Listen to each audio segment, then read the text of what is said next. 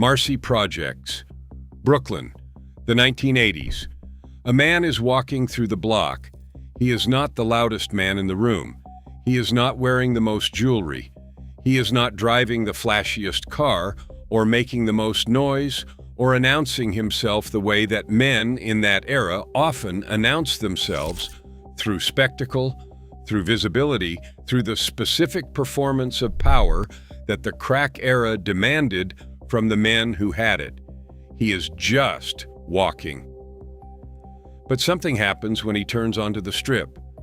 The men who were standing there, the men with the rope chains and the money and the specific confidence of people who have built something real in one of Brooklyn's most dangerous housing projects, they tuck their chains.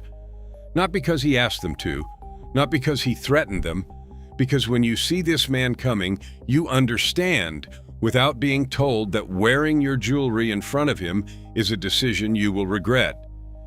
He made real gangsters tuck their chains. He made hustlers from other boroughs stay far away from Brooklyn. He made the names that your favorite documentaries celebrate become food on Rikers Island. His name was Big Unique. And years after he walked these blocks, the producers of one of the most watched television shows in America looked at what he was and decided that the world needed to see it, not with his name, with a character that captured the specific energy of what Big Unique was. The aura, the attitude, the specific top of the world feeling that a man carries when he moves through a neighborhood that understands what he is without a single word being spoken. This is the story of the general of Marcy Projects, the man the cameras never found, but television couldn't resist. Marcy Houses, Bedford-Stuyvesant, Brooklyn. 27 six-story buildings spread across 28 acres near Flushing Avenue and Nostrand Avenue.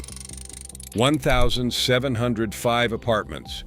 A public housing complex that opened in 1949 and became one of the most recognizable addresses in American hip-hop history. Jay-Z grew up in Marcy.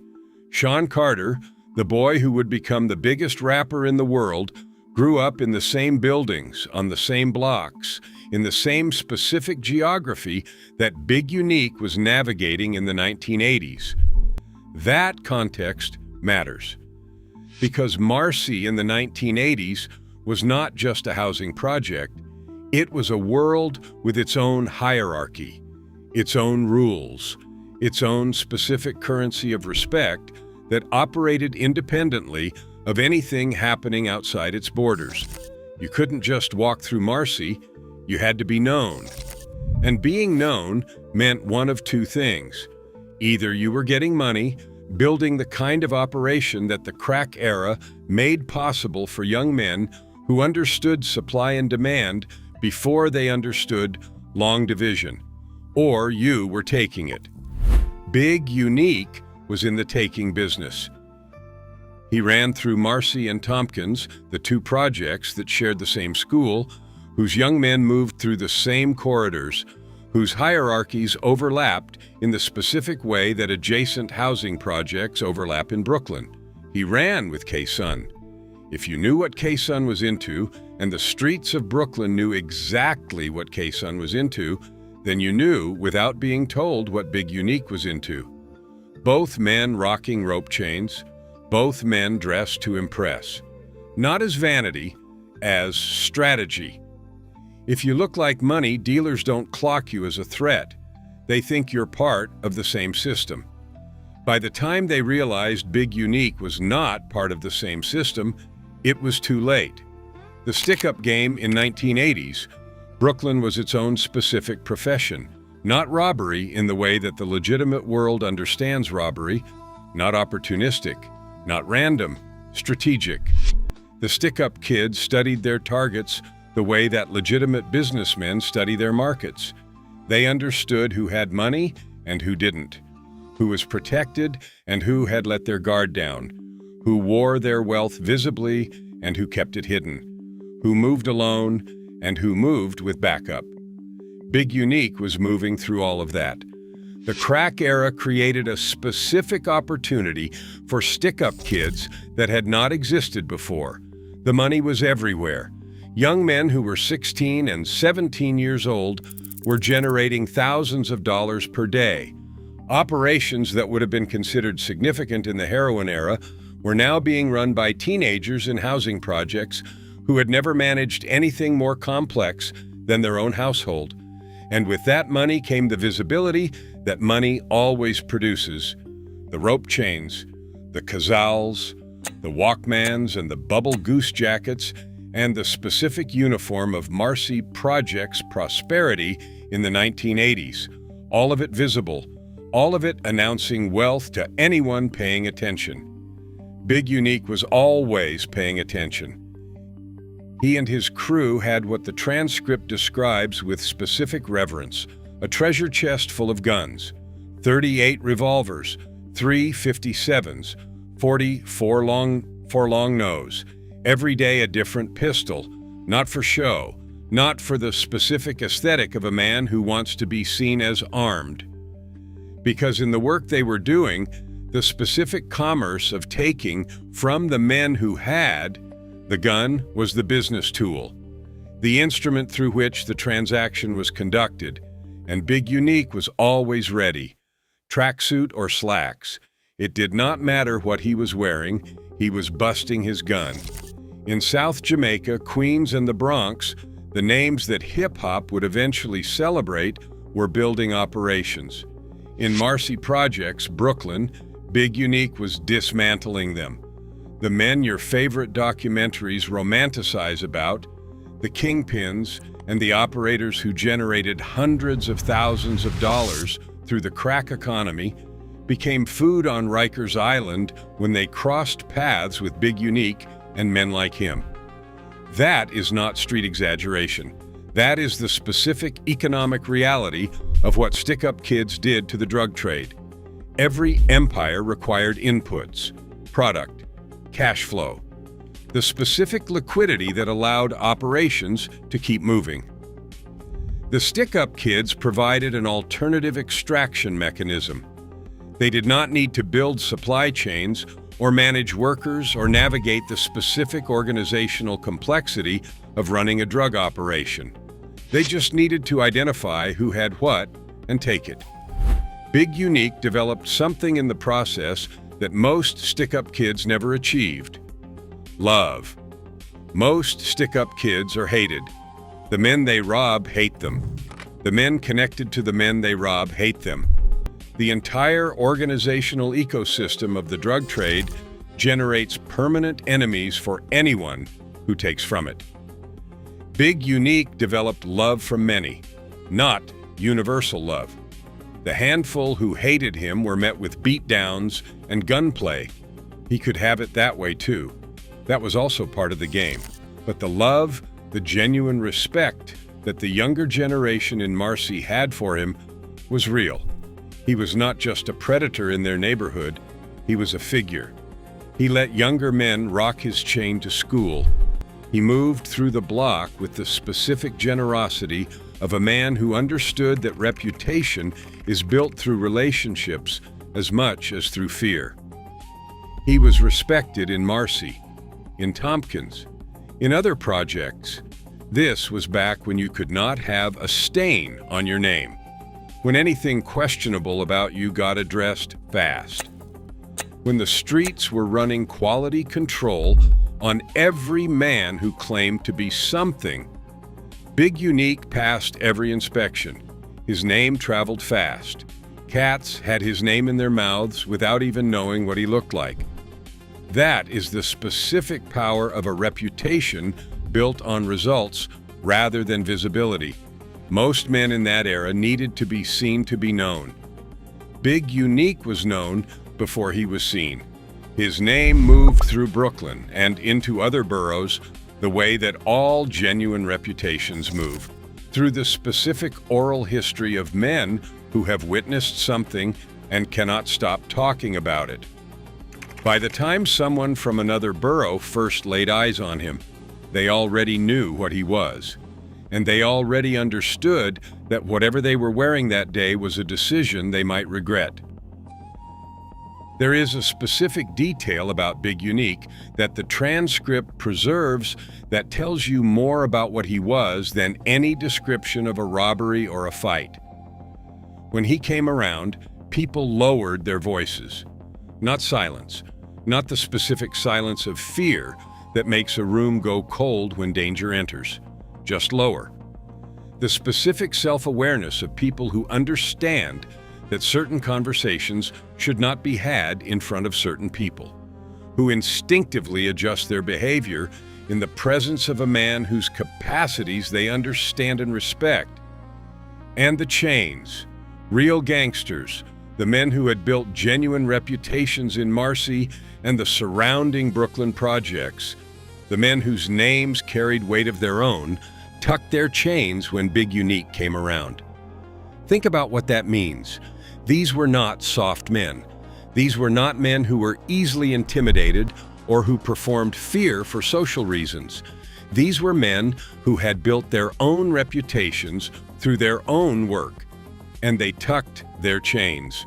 Because wearing your jewelry in front of Big Unique was a decision, and the calculation of that decision, what happens if this man decides that chain belongs to him, was a calculation that always resolved in the same direction. Tuck it! Hustlers from other boroughs stayed far away from Brooklyn because of men like him.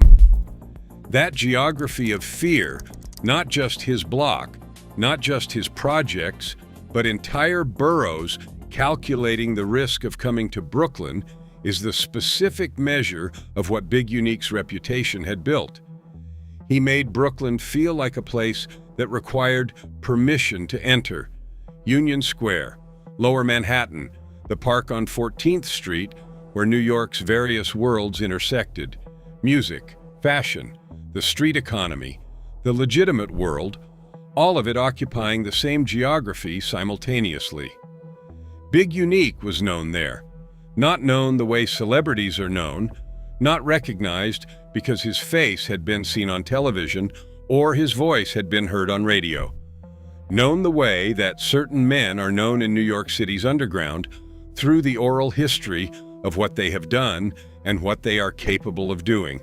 He made a name for himself in Union Square, knocking dudes completely out. The gunslingers knew how to knuckle in that era. Unlike the era that followed, where the fist became a secondary option behind the firearm, men like Big Unique understood that there was a specific kind of respect available to a man who could handle himself with his hands before reaching for the hardware. He would pass his partner the gun just to rumble. That choice, giving away the weapon to fight with his hands, is the specific detail that tells you the kind of confidence Big Unique operated with.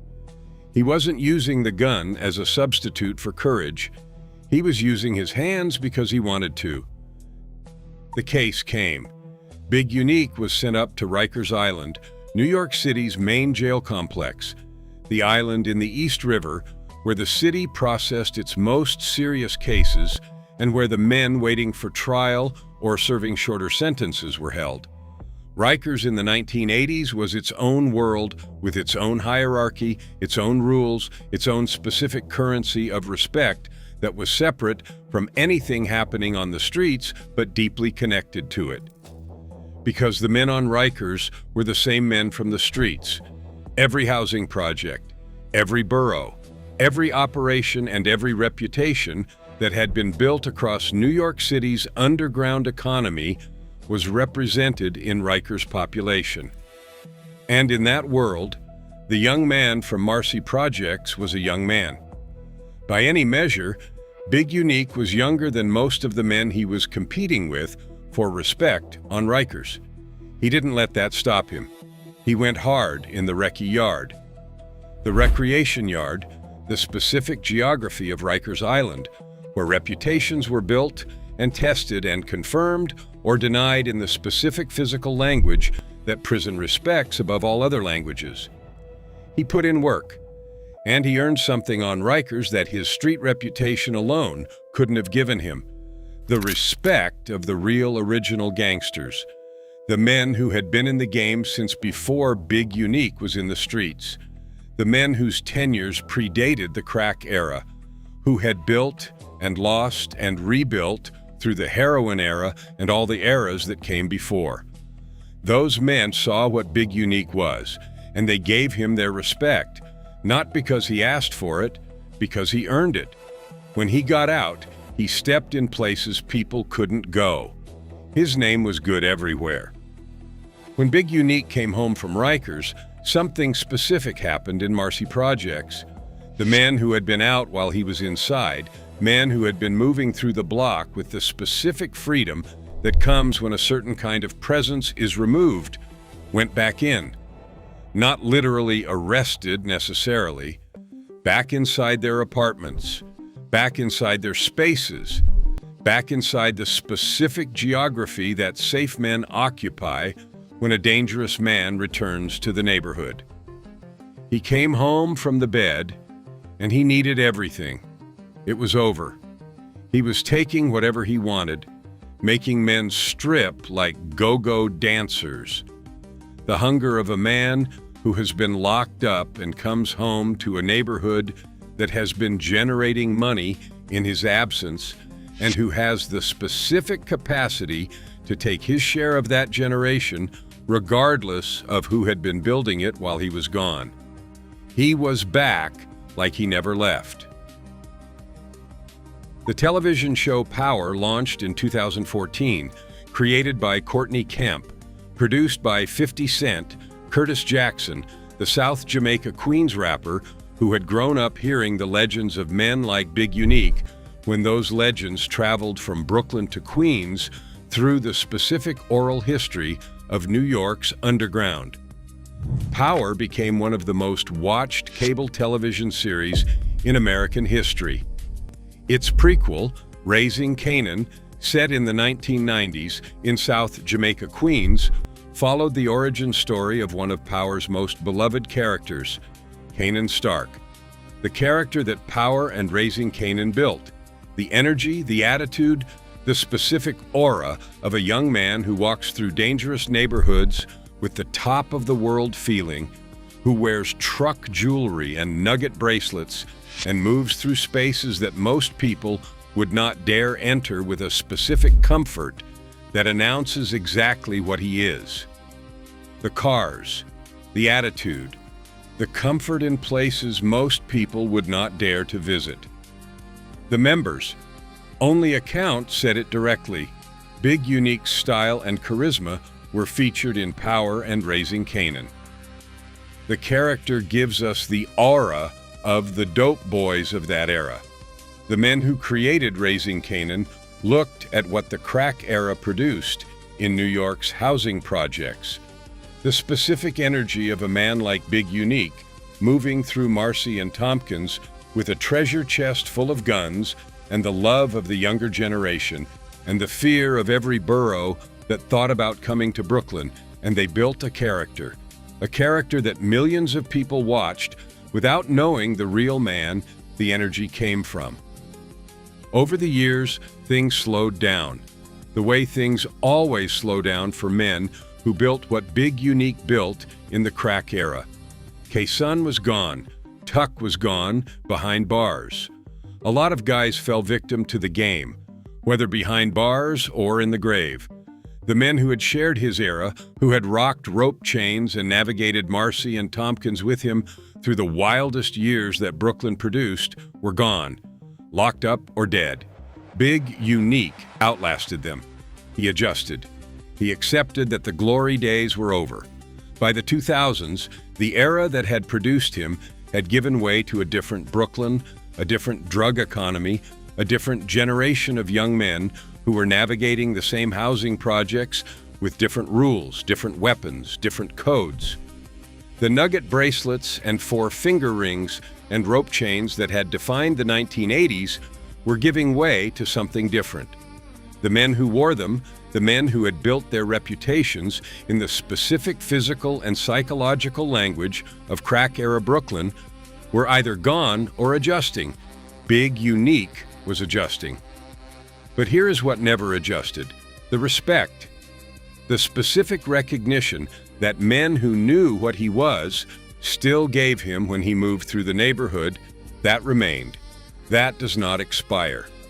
In the world that Big Unique had come from, respect was not a renewable resource. It was a permanent one, earned through specific actions at specific moments in a specific era. He had earned it, and it followed him into the 2000s and beyond. Because in Marcy projects, in the specific oral history that Brooklyn preserves about its own legends, what a man was in his prime is what he remains forever. May 11th, 2013. The corner of Marcus Garvey. Big Unique died in a motorcycle accident, not shot, not arrested, not consumed by the specific violence that had taken K-Sun and Tuck and so many of the men he had navigated the crack era with. A motorcycle accident on a corner in Brooklyn.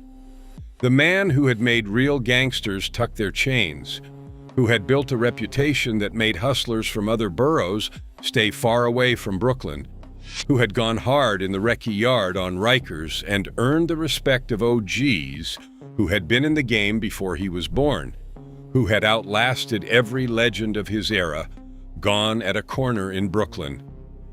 The streets gathered to mourn him the way that streets mourn the men who genuinely shaped them, not with the specific fanfare of celebrities or public figures, with the quiet, private, deeply felt recognition that something real had left the world. Most stick-up kids died young or went to prison for decades. Very few made it out at all.